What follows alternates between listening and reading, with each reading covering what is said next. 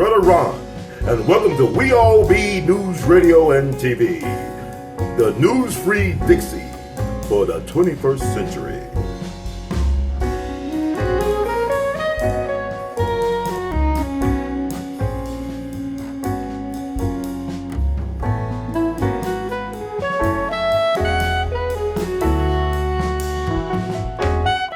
I was on the Metro, and the Metro machine, go ahead, I hope you're recording it. Yeah. I lost my bank card machine somewhere in the house because I'm not neat. I don't have a woman to take care of me. If nothing else, the woman will kick me in the behind and make me stay neat, right? Right. That's true. But, you got the right one. In the middle of COVID, I had to take the train, and because, I don't have a car, I don't drive, although I'm going to learn. I need to do two things. I need to get a gun license, I need to have me some guns, and I need to get a car after all these years. But anyway, to make a long story short, I had like $10, and in fact, it was so crazy. I was cleaning my room up, and I was so tired, I literally threw a crumpled up $10 bill in the trash can. And when I needed to get up and get on the train the next morning, I couldn't find the money I had. I don't have my bank card because it got canceled, even though I had money in the bank. I had to bump some money off my mother, but I found a $10 bill after checking the trash can 3 times. I know how rats feel. I see why they destroy a lot of stuff, having to go through that to eat. Anyway, I go to the Metro, and the machine takes my money and won't let me credit my card $10. The total cost of the trip would have been maybe $750. Anyway, the person gives me a paper to pass and lets me get out of the Metro system. It lets me in and lets me out. When I get there to where I need to be, I called Metro so they'd know to credit my card because it was in their system. They told me it'd take them 3 hours to put $10 on my card. Mind you, if I didn't have any money, how the hell am I going to get back on the train to come back? So thinking in advance, I go over to tell the person in the service kiosk. And I'm going to just go there. It was a light-skinned sister, middle-aged. You could tell she had jacked up relations with black men. She was angry that I was, and there was practically nobody in the station, so it's not like you're stressed or overwhelmed by work. She was angry I was there. She saw the thing and she rolled her eyes at me like it's a scam for me to get the station just to acknowledge that they took my money. See, they have to check the machine to see that the money was put in before they'll give you the pass, meaning that her colleague in transit recognized that my money had been taken. To her, she had an attitude, that I even had that. So she says, well, you can just go out the gate. But see, and I said to her, ma'am, I have another concern. Look, I called Metro, told them it would take me a while before they put the money in. I have someone that's going to pick me up, take me to pick up something, and I will be back here in 30 minutes. A Metro won't credit me in that time. And she says, well, that's not my problem. You already got a free ride. Are you hearing me? What was free if they took all of my money, even more than what a round trip would have cost?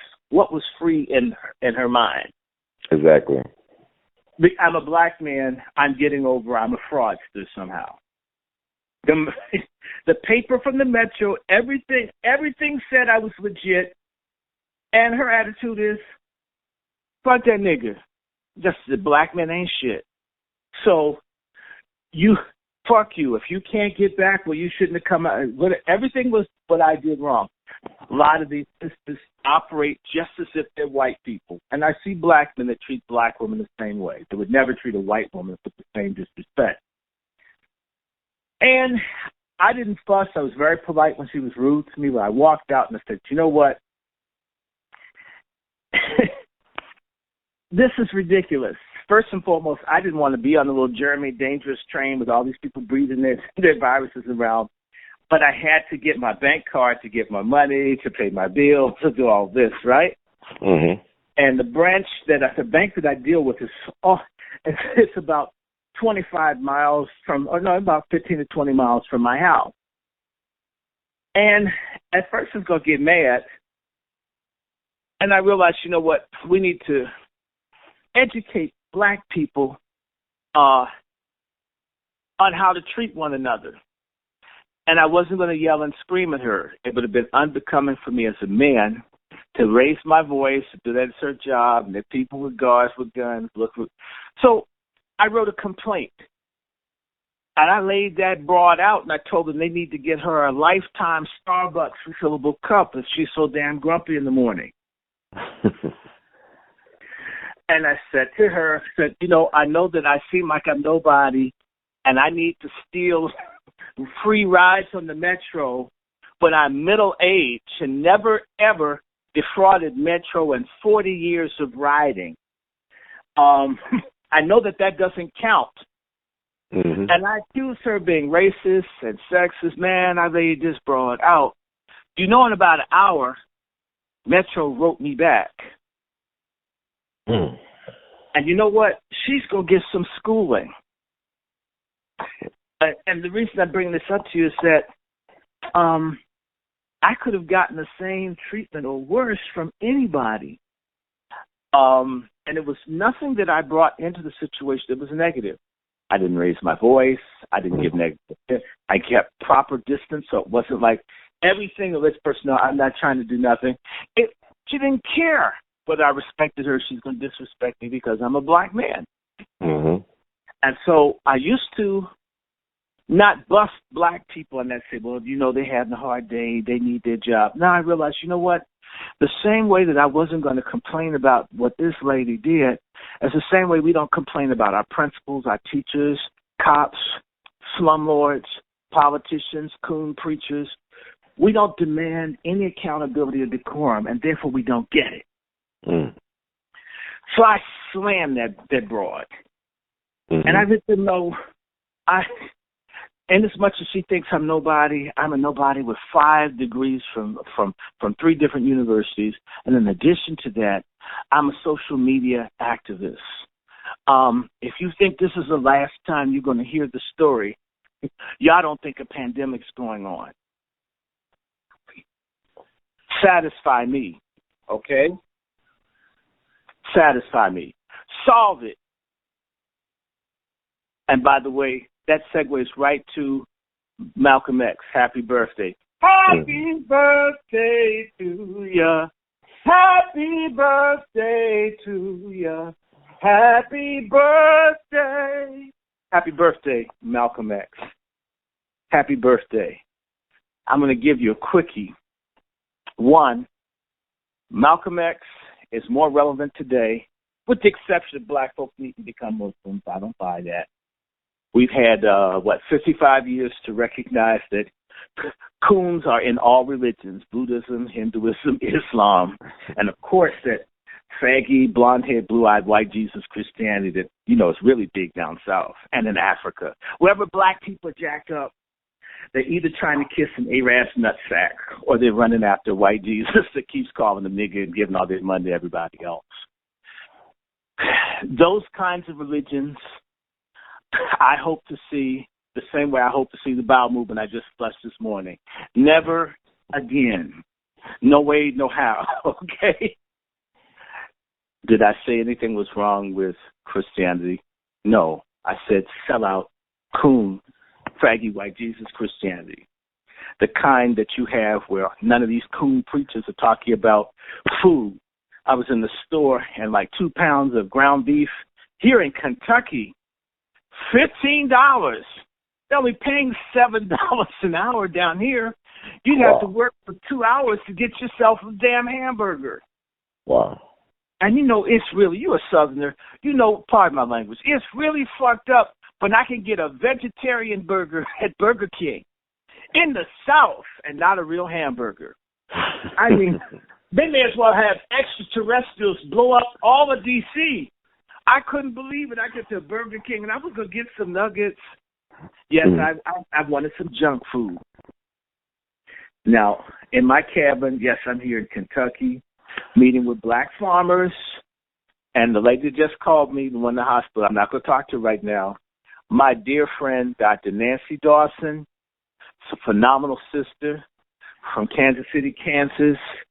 Her family's all up in the Black Panthers. She's here in Russellville with a whole bunch of serious people who are literally rebuilding an entire Black section of town. I think they own about 15 buildings. They've restored about 7 or 8.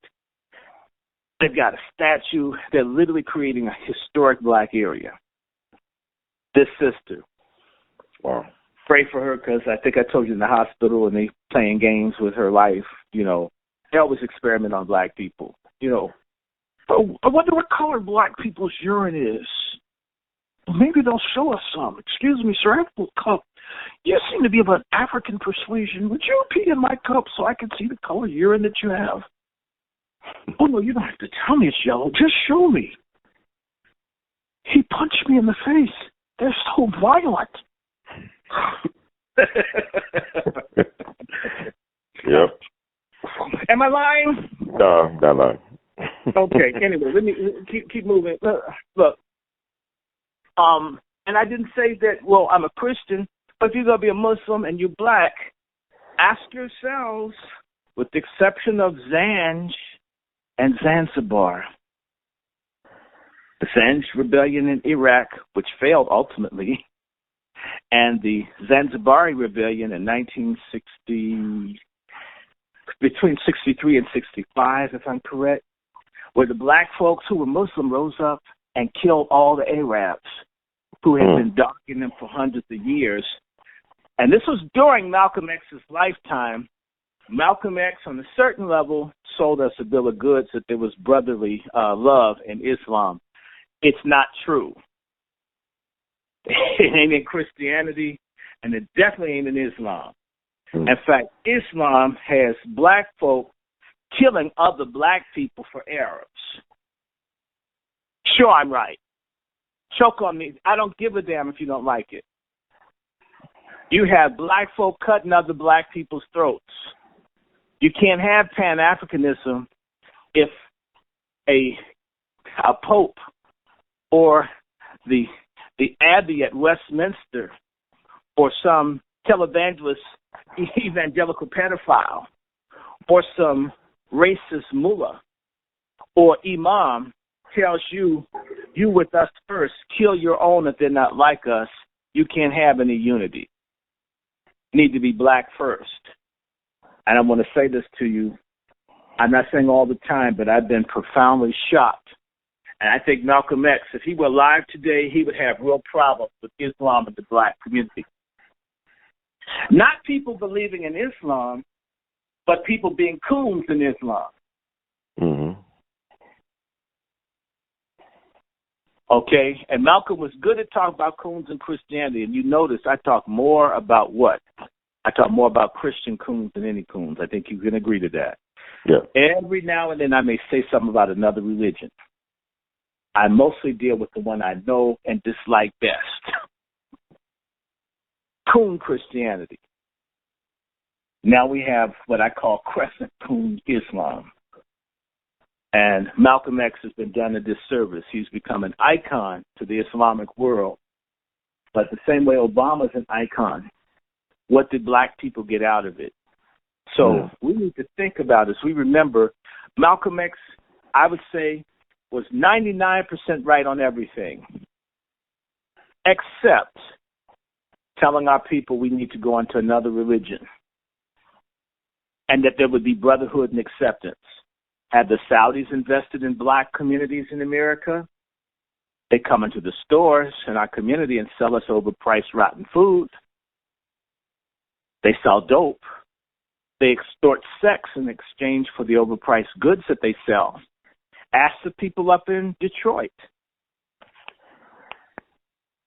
And so this time, I don't give a damn. There are a lot of dumbass Black people in Islam. They're phony. Y'all don't talk about racism in Islam. Oh, do we all get to pray together? Fuck, we've been praying together with whites in Christianity with racism. What, because you have to learn another language with difficult writing? Your second-class religious status is better than mine? Are you kidding me? Wow. I think I told you about the masjid I went to down in Tennessee, and the folks were so racist. The Pakistanis and the others hated the black American and African Muslims so much, but people didn't even go to the masjid. And I'll tell you something, it's pride and the sense of manhood that Malcolm X gave us about standing up, that we don't want to say anything bad because something good came out of it. The same way we were so happy a black person got in the White House. Didn't matter if Obama had Gaddafi and Chavez killed, he ignored Flint. And he ignored Ferguson and Baltimore, and he ignored us, and he helped gays, and he helped Zionists, and he helped illegals. Well, you know, it made our people feel good, so we don't really want to talk. Oh, I hate the weak, feeble-minded, lazy, slothful, degenerate mindset in our community.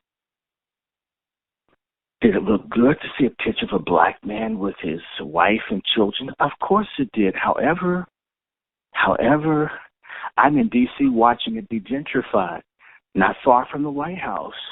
I know what it's like for a black mother in a car with her children to be shot dead in front of the U.S. Senate and a standing ovation be given to the police that murdered an unarmed black woman. Did a peep come out of Obama's mouth? And let's talk about his hairy-legged, fat buttocks wife, who we thought could be cool, who just said she was ashamed that black people didn't vote, and that's why Trump is in. Trump's ass is in because, Michelle, you fucked up and Barack fucked up. And yes, I'm bashing Michelle Obama. We talk about bifocal, lens cracking ugly, lesbian Eleanor Roosevelt did more for black people than Michelle Obama. I guess she's going to take the people in Brunswick, Georgia, some exercise bikes and some vegetables. Bitch, they need justice, and they need some guns, and they need reparations. I can't enjoy the Obamas having a $17 million home, and 50% of the homeless people in America are black. Malcolm would have sounded off on this. Even Dr. King. Can you see Dr. King? Initially, I was very supportive of Mr. Obama. It was very inspiring at first to see a black man and woman be in the White House. But Brother Ron Hurd, I watched for 8 years, and nothing was delivered to the black communities across the country. After we'd marched and voted. So, frankly, I think that Mr. Johnson, with the Vietnam War, did more for the Negro than all the CBC and even a black president in the White House. It's a very sad day in America when we can have our hopes and our aspirations dashed in just 8 years. I believe Obama, if he had been as passionate about his own as the sodomites in the bathhouses, we know that they give money to campaigns. But we also believe that the arc of justice points towards dealing with those who've been victimized for centuries. Right? Can you imagine? Well, I know you turned the mic off. I mean, like, it's really crazy to think about right now. We're acknowledging Malcolm's 95th birthday, but black leadership is quiet right now in the time of crisis for black people and for the world. Quiet. It's been the riot of let them all die, but give us checks. Let them die, but pay us. Let me talk about someone I can't stand, the creature feature with the wig. Maxine Waters' own sister died of COVID-19, so we've been told. Do you know what that buffoon has done on Twitter? She's criticizing Donald Trump for taking hydroxychloroquine. If you think about all the greasy people Donald Trump's around, you'd think he'd know something. If that's keeping him from getting sick, hell, I want a family pack or whatever he's taking. Do you think a white billionaire with the best doctors in the world doesn't know what he's taking? Maybe the little Negroes that keep voting for her in California as the Mexicans and Guatemalans and Hondurans and El Salvadorans displace them, not to mention the Asians and people from Belize, maybe they're stupid enough to take Maxine Waters seriously. Why haven't the Congressional Black Caucus people asked the people in Senegal, asked the people in Gambia, asked the people in Mali, asked the people in Nigeria, asked the people all over Africa and in Costa Rica and in Spain and in China and in Iran and in India and in Bulgaria and in Belgium, why the hell are they using hydroxychloroquine if the shit doesn't work? Stupid, self-hating bitch. You know what? These people want black people to die in sufficient numbers so there'll be a large Democratic turnout. They want the people to die, and let me tell you, I've gotten a call from my friend here. They were trying to send her down to Nashville, all the way from Russellville, like an hour drive by ambulance. You know the people getting paid $52,000, $13,000 if they get COVID, if they say they have COVID, and $39,000 if they put them on a respirator. Not to mention, my friends, those folks also have to pay their own medical stuff. So imagine if the person's dead, you could bill them all kinds of stuff or take care of the body, this, that, and the other. The hospital could probably get $150,000 per person that dies. Wow. That's real money. There are black people being slaughtered in hospitals. Not a goddamn peep from these people. Not from the preachers either. Frankly, if COVID-19 wipes out all the coons, we black folks should be dancing the electric slide. They won't speak up. They won't stand up. They won't unite. They won't share. Where is the damn boule? You know what, Dr. Short, I know you shared with me an article just several weeks ago about how COGIC, the Church of God in Christ leadership, has been hit hard by the COVID-19 situation, and they're still quiet. No, they're actually not quiet. They're trying to find a way to get money out of the government for COVID-19. Okay. This is why the churches are quiet. They got that 501 slavery money, which means you don't want to make the government mad, and they're trying to get recovery funds. So they just want to know the names of the pastors and people that die and see if they can get paid off of it. See, that's the hustle. It's never helped the people, never even do what the damn Bible says, the Gospels are helping the poor, the needy are standing up. It's all about cash. It's nothing but a big, crooked, pimpy, pedophile Ponzi scheme. It's a burning house full of bed bugs, rats, ticks, and crackheads. And the sooner it burns down with all the inhabitants in, the better. I'm glad the churches are closed, and I'm a Christian. I hope they keep it closed for a whole year. You know what? A lot of folks are in this just for the money. Okay, I want to just say this. The folks in COGIC destroyed my father's ministry. And my father wasn't trying to make money. My father's just trying to bring people together who are evangelical, Pentecostal, opposed, whatever, apostolic, whatever, to just bring people together. These people didn't want unity. Okay, my dad's dream was for people to have outreaches to young black folks to train leadership to take our community forward. Their reaction to that is destroy it. I ain't speaking from what I read in the book. And so let me tell you about that thing that happened in Kansas City. I had a friend who's a COGIC minister, and I called him, and he mentioned that there was this thing in Kansas City that said, you know what, don't go, because I've been praying for God to come down on them coons.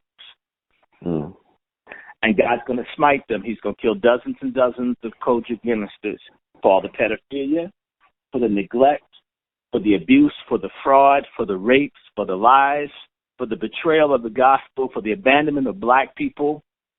all these years, all this money. Black people have put billions and billions of dollars into these cults and religious groups, and we don't have a damn thing to show for it.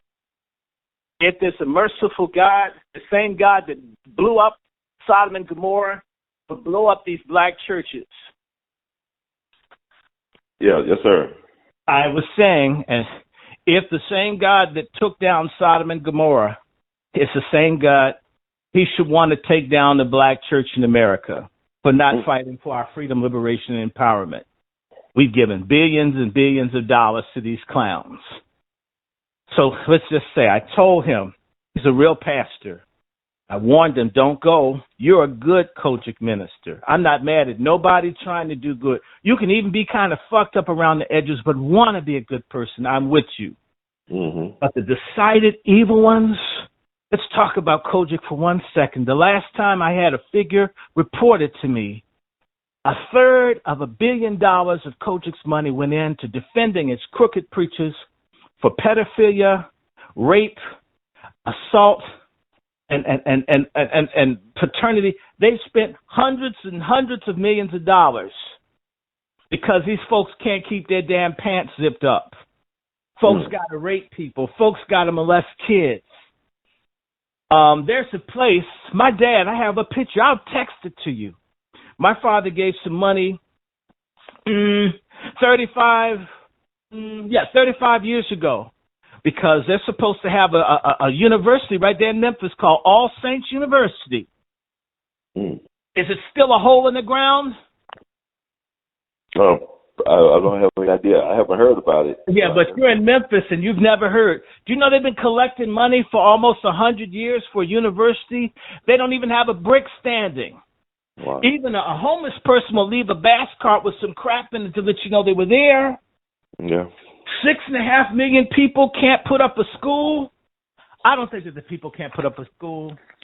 It's the mafia. These black churches are nothing but ecclesiastical Ponzi scheme mafias. They don't believe nothing about Jesus, nothing about sin and redemption, nothing about helping the poor and the needy. It's about niggas living large at the expense of selling people a God they can't taste, touch, or see. And in fact, they're not even representing God.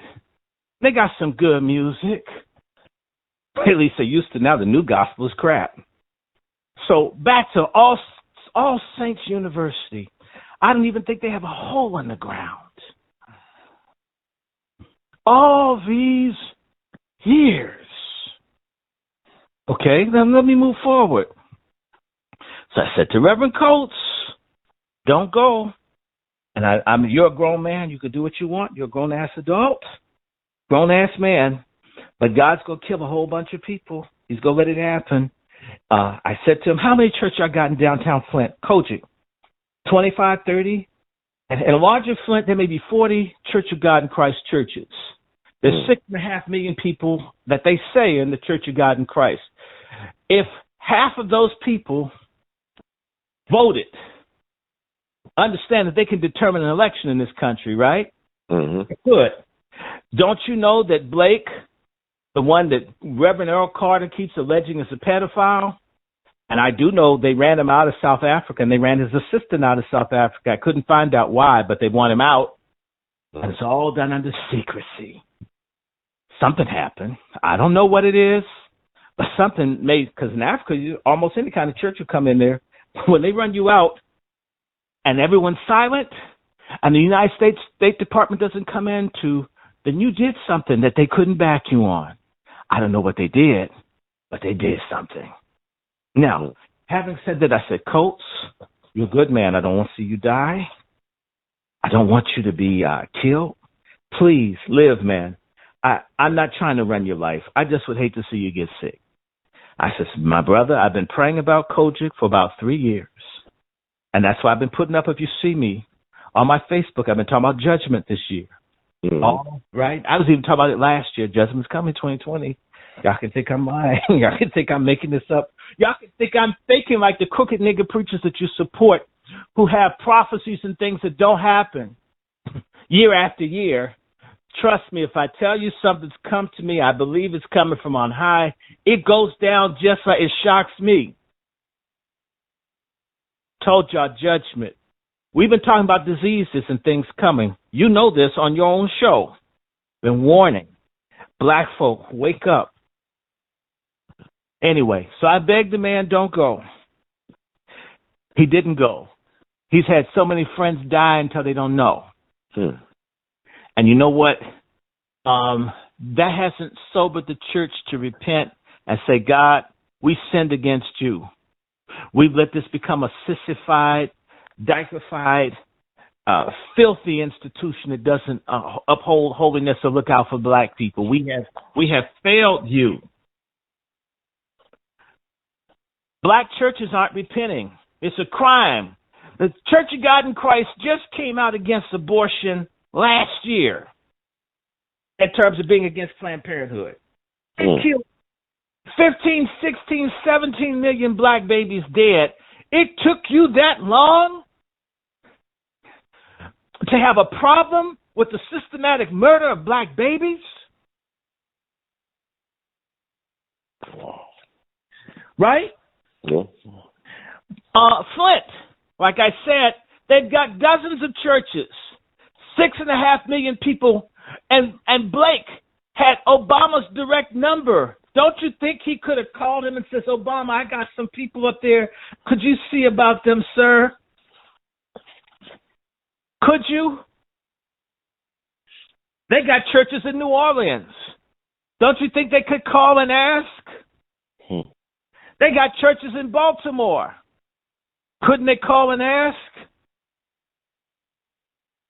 They got churches all over. I mean, no amount of suffering that comes on the masses of our people impact the clergy or the elected Democratic. And by the way, let's just talk about Candace Owens, her little silly bobblehead swirling ass. She's just ruined her brand. She can always have a bunch of old white people that like hearing black folks talk bad about.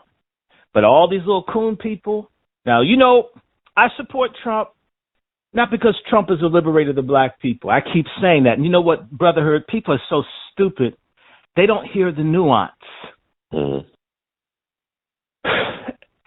I don't like the folks who killed Aubrey. I think I've been saying on your show and other people's shows for at least 9 years for black people to buy guns. Repeatedly saying, don't mess with us, stay away from folks. And I've been denouncing Obama for years for not going after the white supremacist Nazi hate groups that have infiltrated police departments. You've been hearing about that from me for years. Am I correct? Yeah. Okay. So there are people like Diamond and Silk and these other people. They always take positions against the black majority, and they call themselves Republican conservatives. When you talk to me, do I sound like I'm against black people? No, not to me. It says I'm always for, I want reparations, I want this. I did an interview, I think I sent it to you, and I told Will Cracker he'd understand when it's even Steven. Okay. I meant exactly what I said, and that's what I'm going to say to y'all. Yes, I am going to get a gun license. I will be a gun owner. I may have several. I'm not waiting. The man, one of the men that helped plan the mass murder of Jews in that synagogue in Pittsburgh, lived no more than a quarter mile from my house, as my neighborhood has gone from all black to increasingly white. You understand what I'm thinking now, right? And this man committed suicide in a national park called Theodore Island Park in the Potomac River. His brother got picked up. Literally, these guys live no more than a quarter mile from my house. If you live in the city, coons, get guns, because the gentrified people, some of them are Nazis at tags in Montana, Utah, Idaho. We're talking about folks who haven't seen black people outside of music videos now living in the city. There needs to be a movement, two movements. A movement that I want to call the what would I call it?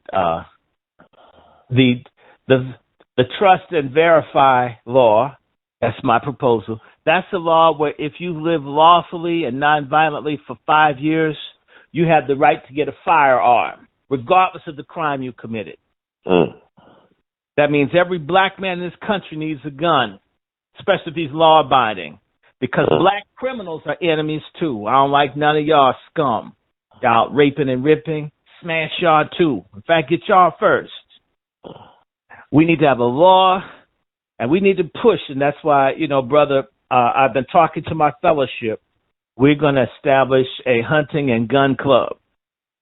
Absolutely. And in fact, I've talked to people here in Kentucky.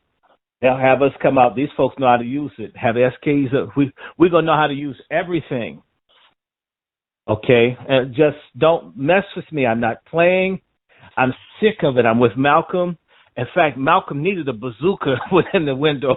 I mean, don't bother us.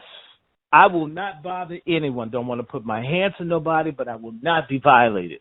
I don't want to go out of here singing "We Shall Overcome" with a gun to my head. Having said that, back to the Church of God in Christ. They have all those folks, and the AME have all those folks, and the CME have all these folks. By the way, when they were burning black churches all over the country, remember that in the 90s, brother? Yeah, I remember that, yeah. Did you see the black churches speak out against their churches being burned? No. And I know what I'm talking about because I worked in the news then. And whereas many people are dead or they're sick, I was in a meeting in Baltimore about Cab Calloway's house, and one of the women sitting in the room that kept acting like she didn't know me, I had to confront her ass and say, "You work for the NAACP. I'm the one that was giving y'all all the information on the black churches being burned." She had to put her head down, says, "Yes, you do know me." I literally was working to get information, not just in ACP, all the black organizations in the country were getting information from my office to try to get people to do something about it. That's just me in a little low-level job. The CBC did a little bit, not much. You get where I'm coming from? The main person that really pushed that I can think of was Reverend C.T. Vivian, who was born 1924. What does that make him? He's 96 this July 29th. Bless him, wow. Are you feeling me now? I'm going to call him today. What I'm saying to you is, wow, these people have been silent when churches are burned, when people are raped, when folks are lynched, when folks are hungry. Food is running out.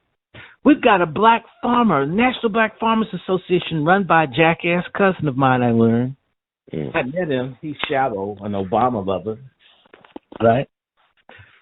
Why are we talking about food? I'm out here meeting with black farmers. I'll send you the pictures to prove what I'm saying, to try to get some farmers. I know a brother here who works with at least 60,000 acres of land.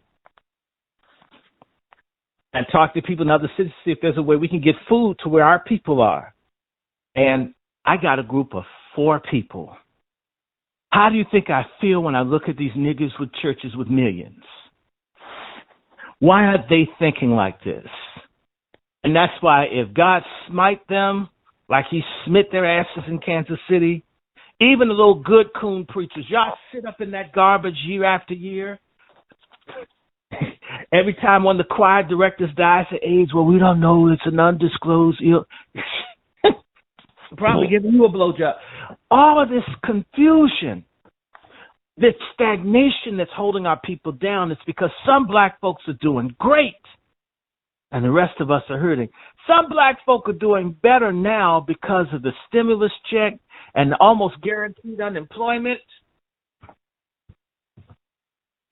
Are you feeling me? Oh, yes, sir. They're doing better. So notice how even, John Lewis, none of these people are saying nothing. They're all has-beens. And it's time for our generation, with no disrespect, some of the baby boomer black folks like C.T. Vivian, we'll let them grab, they did the best they could. But some of these boomers need to get their asses kicked by the younger generations. Get out of the way. You won't move forward. You're holding us back because you're having a good time. It's time to retire. Well, a lot of these boomers, though, they're the ones that keep on saying we should vote votes Democrat regardless of the cost to us. I mean, they keep on saying, don't worry about us right now. Let's go back and think about it. I've said this on your show. I'll repeat it. Before I got on the plane to fly to Kentucky, I took 250 milligrams of zinc. Oh, I see the raccoon in the backyard. Let me see if I can take his picture. This is a raccoon that's been stealing all my shit since I've been here. Yeah, definitely. Well, you be like the McMichael father and son down in Georgia. Just need to hunt that coon down. You need to shoot that coon. Yeah, but not just him. Zimmerman. Right. Why are these people allowed to live 100 years? And the black person's dead. You know what that white gentleman who killed what's his name? Help me 1 second, Lord Jesus. Laquan McDonald. Mm-hmm. The black gangsters put a smash order that guy, if he gets into jail, crush him. Every cop that murders a black person senselessly or white, smash them. This would stop. I'm not a violent person. I haven't had a fight since the 1970s. I don't want to fight anybody. But I'm very clear. If you've read the Turner Diaries and some of these white supremacist literature, and these people talk about killing innocent black women and babies, and they think this is fun, and they're preparing for it. The only thing that will deter a bully or a brute or a monster is force. Mm. Okay? Only force will deter. Any coon preacher that won't tell people to get guns, he wants the money for his ugly wife on the anniversary. Hell, in fact, make it worth an anniversary. Stop cheating on her with all the other women in the church before you ask me for my money. There should be a rifle club for every black church, a security detail. Dylan Rolfe should have never happened. He shouldn't be walking the earth. This boy should feel so concerned he'd take himself out. If people knew if you hurt black people, you will be punished. Well, that includes black crooks, thugs, rapists, and pedophiles. We've had enough. Let me ask you this. What was your response to Ahmaud Arbery's mom asking for the death penalty for the McMichael people? Well, I thank the Lord.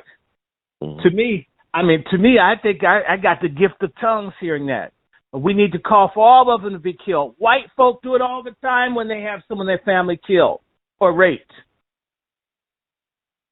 I can forgive you. Jesus forgave the two guys on the cross. One of them asked for forgiveness and went to heaven, but he still got the death penalty.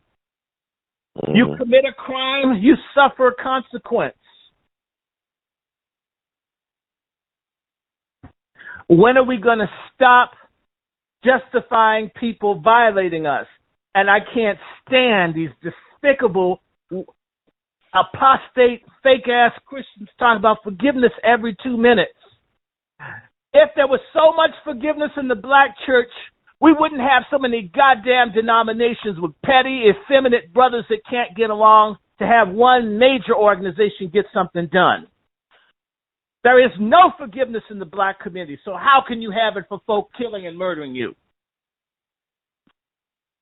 Well, it's interesting. Like, I had talked to Dr. James Cone back in 2008 around the time when Obama made it, candidate Obama made a speech about Reverend Wright in Philadelphia.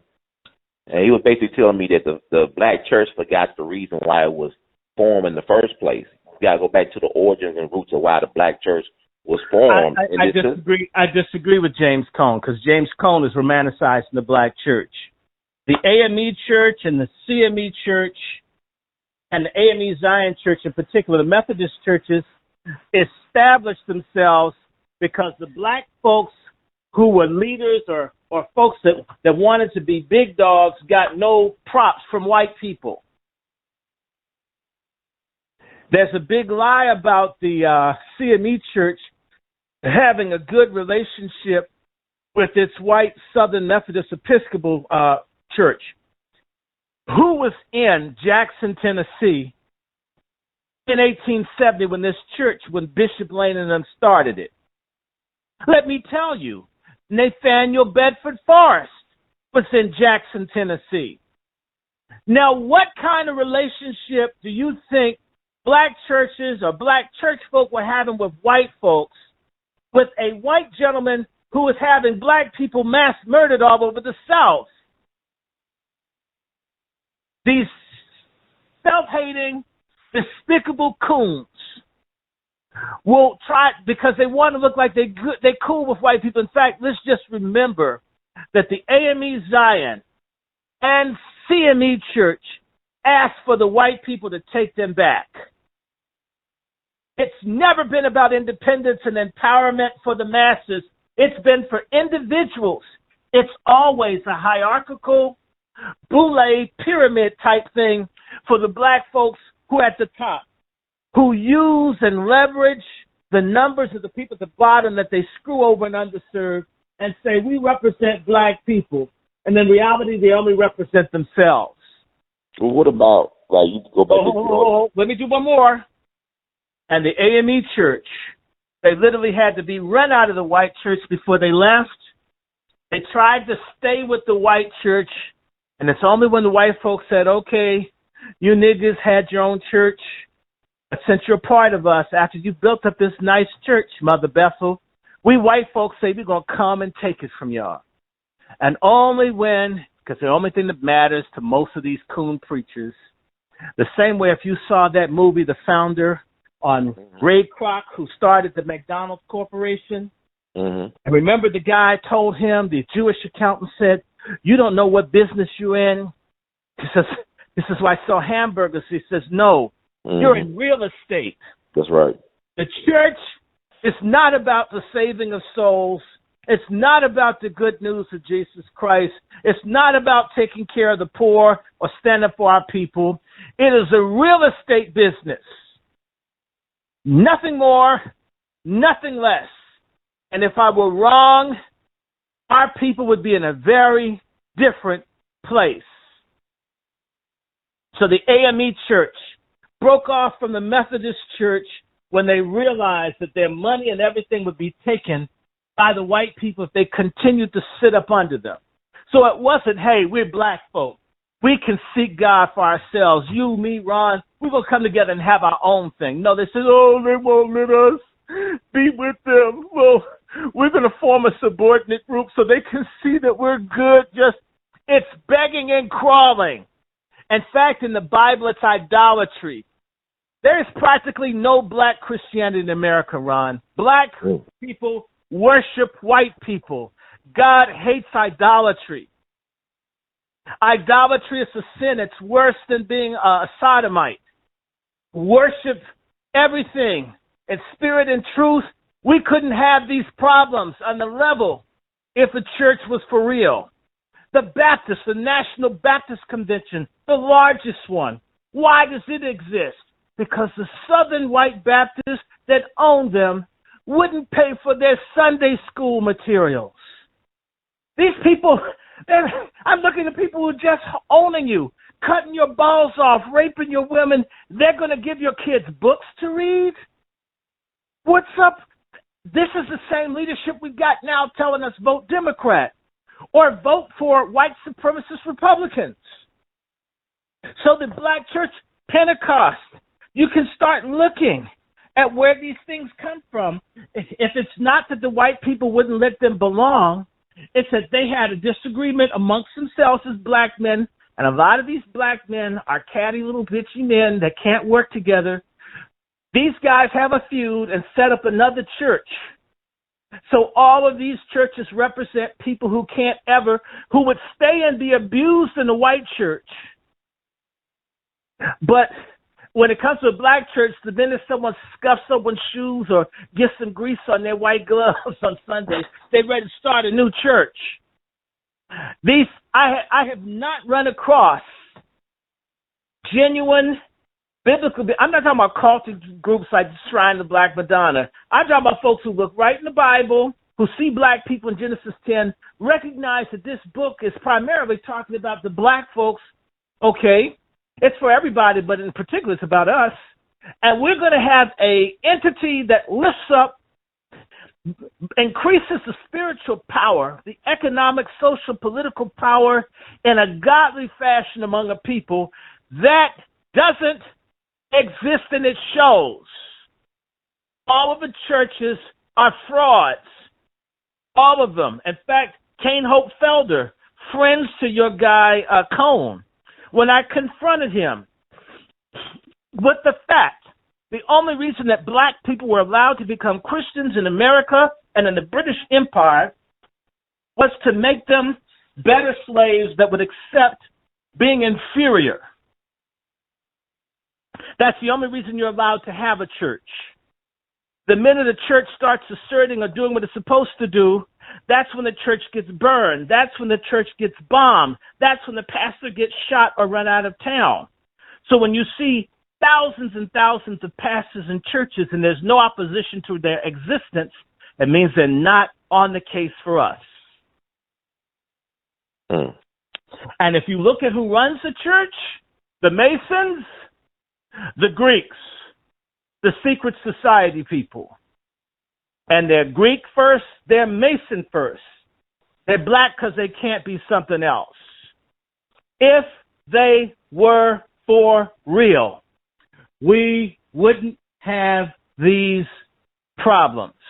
We should be able to walk right to Bishop Blake and say, Bishop Blake, make a call to the governor of Michigan and tell that bitch she's going to be voted out. We're going to have sanctions against the state of Michigan. We're going to make their bond fail if they don't fix Flint. Phone call. 9,000 black babies destroyed. Could have been saved with the phone call. These people are in collusion with our destruction. And until we turn the corner of saying, if you are black and in a position where you could do something for your people and you won't do it, we're going to get you. Do you realize how many black folks would retire from government and church the minute they really had to do what they were supposed to do? You see, we don't want it. And what I mean by me, as an aggregate, we don't want it. We need a critical mass of people to force it. Malcolm X used to talk about the Mau Mau. Well, the Mau Mau wasn't cute. The Mau Mau made you take a thingy. A thingy is an oath. An oath that on the pain of death, I won't betray my people. If you call me, I'm going to do it. If I don't keep my oath, kill me. Black Americans aren't ready for that kind of discipline. In fact, that's why they encourage this homoerotic gangster rap and all the filth and the cheap liquor. It makes us weak. That's why they push it. Look at who buys advertising in black newspapers and journals. It's liquor, it's cigarettes, it's it is never anything that would make us better. Wow. And so understand, Malcolm talked about it. In fact, I would tell you, quick Malcolmism. I can recall the day Malcolm X died and I was less than 2 weeks old. My father, who died in 2011, and all the stuff that I ever saw my dad do. My dad, I never, ever saw my father in my life cry. However, when I was a baby, I heard my father cry when Malcolm X was killed. The only time in his life my father cried that I can recall. I couldn't even see it. My father was crying. And my father cried because my father wasn't brave enough to be for stuff that Malcolm was talking about. See, a lot of black men, we need to start being honest. There's a lot of cowardice in our community. A lot of cowardice. My father wasn't brave enough My father so busy being in church and shouting and Jesus gonna come back until you had a person saying everything that you felt, that you knew what was true, and you left them there hanging by themselves. This is what black people do. I think you know about the woman named Miss Derniget from Russellville, Kentucky, right? Where I am. I think you know that they organized black people into a union so they could demand an increase in pay for the cooks and the domestics. And you know what?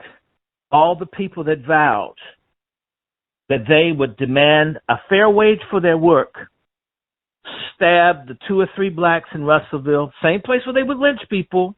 The ones who stood up were set out. What most black people do, they're such cynical beasts. They will set out their best to be slaughtered and hope that they can get something on the downstroke off of it. This mindset and this kind of behavior has to be punished and destroyed. You get where I'm coming from? You see, a Hispanic politician in America dare not speak out against illegals in the country because they'll get to that person. That's why you see people who are not in the country legally have more rights than us who've been here for thousands of years, in particular, we black Indian mixes.